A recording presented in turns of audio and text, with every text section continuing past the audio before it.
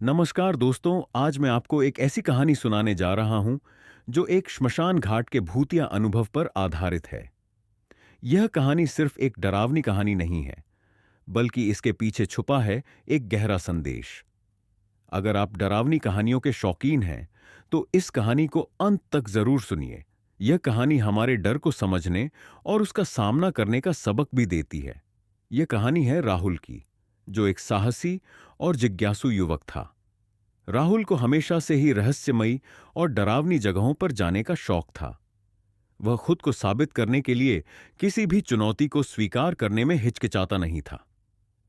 एक दिन उसके दोस्तों ने उसे चुनौती दी कि वह गांव के पुराने श्मशान घाट में पूरी रात अकेले बिताए। राहुल ने इस चुनौती को तुरंत स्वीकार कर लिया, क्योंकि उसे यकीन था कि वह डर पर विजय पा सकता है। गांव के लोग कहते थे कि यह श्मशान घाट बहुत पुराना है और वहां रात में अजीब घटनाएं होती हैं।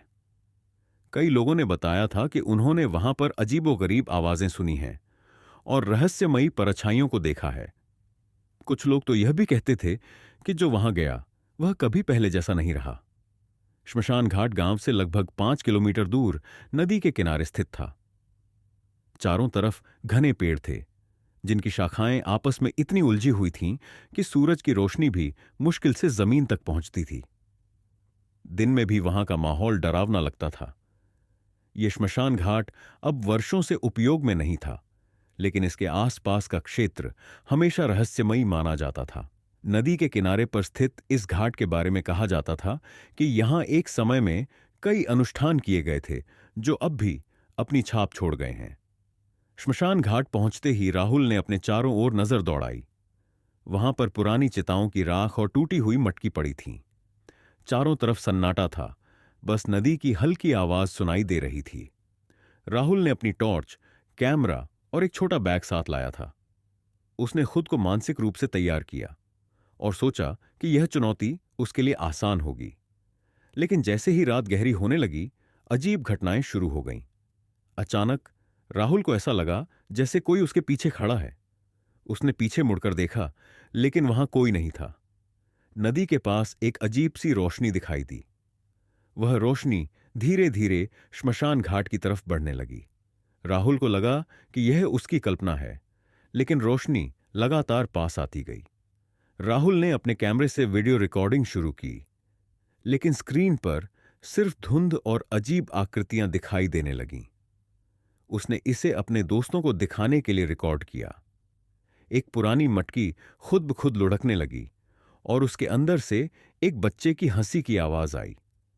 राहुल का दिल तेजी से धड़कने लगा, लेकिन उसने खुद को शांत रखा।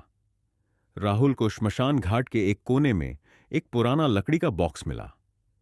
उसने बॉक्स को खोला तो उसमें एक पुरानी डायरी और कुछ अजीब चीजें मिलीं। डायरी में लिखा था कि यह श्मशान घाट कभी एक महान संत का तपस्थल था, लेकिन बाद में यहां कुछ ऐसा हुआ जिसने इस जगह को अपवित्र कर दिया। डायरी के अनुसार वर्षों पहले एक तांत्रिक ने इस जगह पर काला जादू किया था। उसने आत्माओं को अपने नियंत्रण में लाने की कोशिश की, लेकिन उसका अनुष्ठान गलत हो गया। इसके कारण कई आत्माएं यहां फंस गईं और उनकी शांति भंग हो गई। डायरी में उस तांत्रिक के नाम और उसके द्वारा किए गए अनुष्ठानों का भी उल्लेख था। डरावनी घटनाएं बढ़ती हैं। रात के मध्य में राहुल ने महसूस किया कि वातावरण और भी डरावना हो गया है। चारों ओर से कानों में फुसफुसाहट सुनाई देने लगी, जैसे कोई उसका नाम पुकार रहा हो। एक पुराना पेड़ अचानक हिलने लगा, मानो किसी ने उसे पकड़कर जोर से झकझोरा हो। पेड़ की छाया से उसे अजीब आकृतियां बनती हुई दिखाई दीं। राहुल ने देखा कि चिताओं की राख हवा में उठने लगी और उसमें से आकृतियां बनने लगीं। ये आकृतियां मानो उसके चारों ओर घूमने लगीं। एक छाया ने राहुल से बात की और कहा, तुम यहां क्यों आए हो? यह जगह तुम्हारे लिए नहीं है।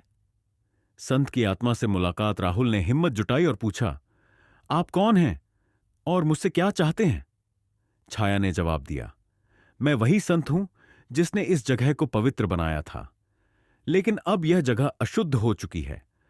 अगर तुम मेरी मदद कर सको तो इन आत्माओं को मुक्त किया जा सकता है। संत ने राहुल को बताया कि इस श्मशान घाट में एक तांत्रिक की समाधि है, जहां एक खास अनुष्ठान करने से आत्माओं को मुक्ति मिल सकती है। लेकिन यह काम खतरनाक है और इसमें राहुल की जान भी जा सकती है। राहुल ने संत की बात मान ली और अनुष्ठान शुरू किया। उसने संत के दिए गए निर्देशों का पालन किया। जैसे ही अनुष्ठान शुरू हुआ, श्मशान घाट में अजीब घटनाएं तेज हो गईं। हवाएं तेज हो गईं और पेड़ जोर जोर से हिलने लगे। चारों ओर से भूतिया आवाजें आने लगीं।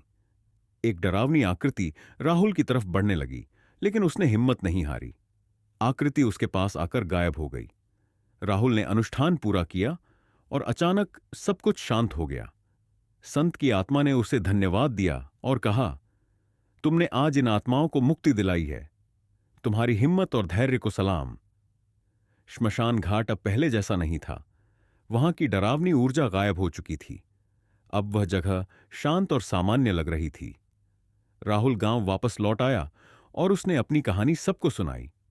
गांव वालों ने उसे एक नायक के रूप में देखा। उसने सभी को यह सिखाया कि डर से लड़ना और सही काम करना हमें हमारी सीमाओं से परे ले जा सकता है। दोस्तों, इस कहानी से हमें यह सीखने को मिलता है कि डर से भागने की बजाय उसका सामना करना चाहिए। अगर आपको यह कहानी पसंद आई हो तो इसे लाइक और शेयर करें।